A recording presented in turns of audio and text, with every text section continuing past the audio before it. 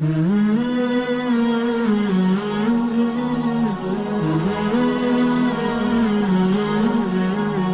الاول کے بارے میں لوگ اکثر ایک سوال پوچھتے ہیں کہ عید میلاد النبی منانا، اس میں جشن کرنا، نبی صلی اللہ علیہ وسلم کی آمد پہ خوشی منانا، یہ اسلام میں کیسا ہے؟ ہم رسول اللہ صلی اللہ علیہ وسلم کی سیرت دیکھتے ہیں.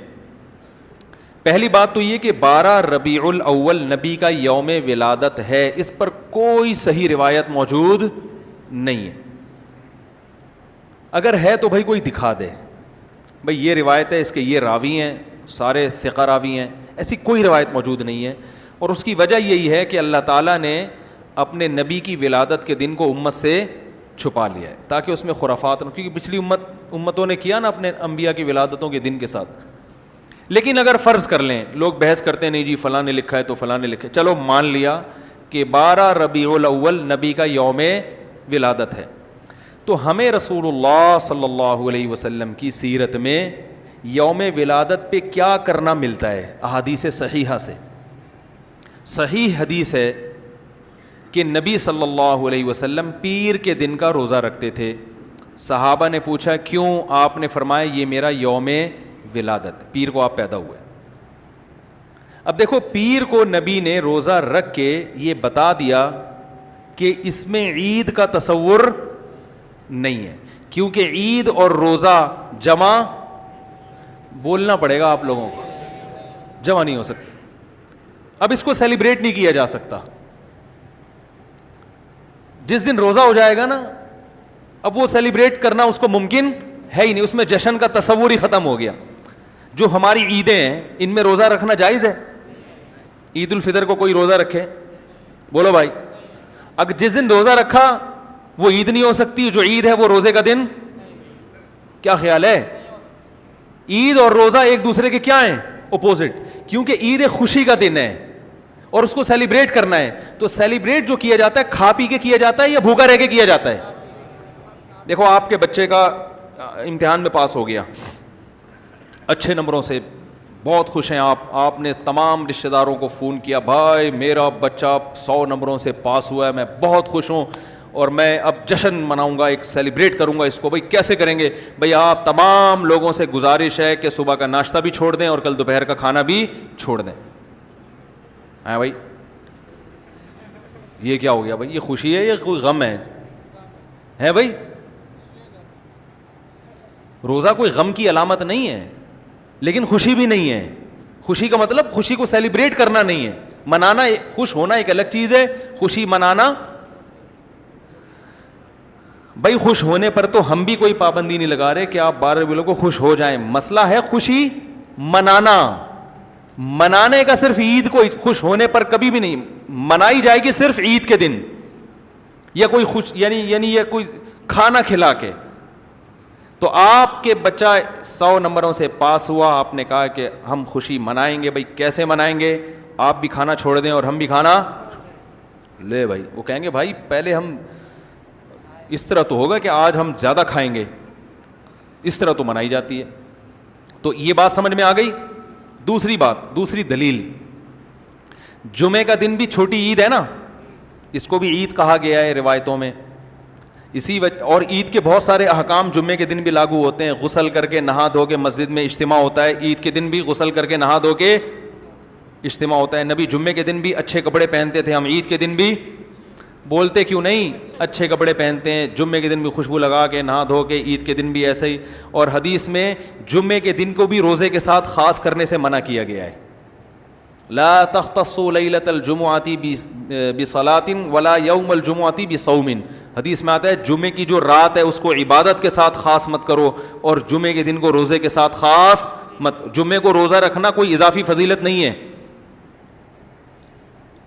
ویسے جائز ہے روزہ رکھنا کہ آپ کی چھٹی جمعے کو ہوتی ہے اس لیے رکھ لیا تو ایک الگ بات ہے، لیکن اس کو خاص فضیلت دے کے رکھنا تو یہ مکمل عید تو نہیں ہے. اس میں عید کا لک بہرحال بولو بھائی ہے، خطبہ بھی ہے، جیسے عیدین میں خطبہ بھی ہوتا ہے، 2 رکعتیں ہیں عیدین میں بھی 2 رکعت، تو لک ہے اس میں.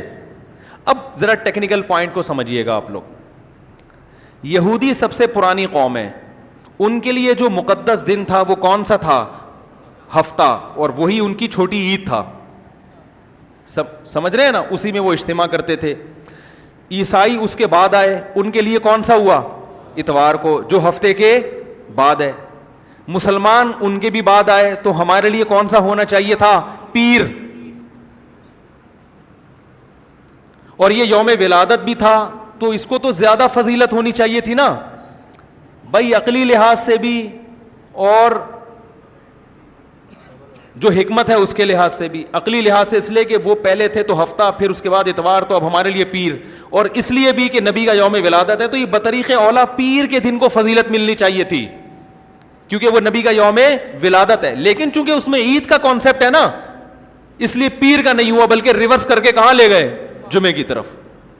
تو پیر کے دن یا نبی کے یوم ولادت سے عید کا کانسیپٹ اسلام نے کھرچ کھرچ کے نکال دیا ہے کہ اس میں عید کا کانسیپٹ ہو ہی نہیں سکتا، اپوزٹ ہے اس کا، روزہ ہے.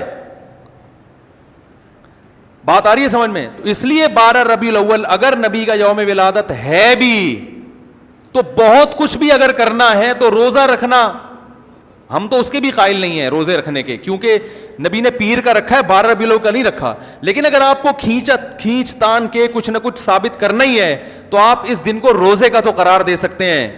آپ اس دن کو سیلیبریٹ کرنا یا عید قرار دینا آپ کے لیے ممکن، قرآن و سنت نبی کی تعلیمات کے مطابق عید کا دن قرار دینا ممکن نہیں ہے، آپ ممکن نہیں ہے. دوسری بات، ابھی بات مکمل نہیں ہوئی ہے، ایک پوائنٹ اور رہ گیا. اسلام میں عیدیں صبح کے وقت ہوتی ہیں، رات کو عیدیں غیر مسلموں کی ہوتی ہیں. کرسمس زیادہ جوش و خروش سے کم منایا جاتا ہے رات کو، کیونکہ اس میں ڈھول ڈھمکے ہوتے ہیں، لائٹنگ ہوتی ہے. لائٹنگ رات کو جچتی ہے، دن میں لائٹنگ بولو بھائی نہیں. جبکہ اسلام کے جو تہوار ہیں وہ کب ہوتے ہیں؟ صبح کے وقت. صبح آپ اشراق کے وقت آؤ گے، نماز پڑھو گے، سوئیاں کھاؤ گے، گلے ملو گے، پتلی گلی سے نکل لو. عید الاضحیٰ میں بھی صبح آؤ گے، نماز پڑھو گے، قربانی کرو گے، گوشت کھاؤ گے، ٹھیک ہے نا. یہ سب کام تبھی فقہاء نے لکھا ہے کہ مغرب کی نماز کے بعد جانور کو قربان کرنا مکروہ ہے، جائز ہے مگر مکروہ، کیونکہ شاعر اسلام میں سے دن میں ہوگا. یہ رات کو شریعت نے اس لیے نہیں رکھا کہ رات کا وقت نا گناہوں کی طرف لے جاتا ہے. جب خوشی منائی جاتی ہے تو رات کو انسان ٹریک سے ہٹنے کا خطرہ زیادہ ہوتا ہے. جبکہ 12 ربیع الاول کو جو عید منائی جاتی ہے وہ دن میں زیادہ منائی جاتی ہے یا رات کو؟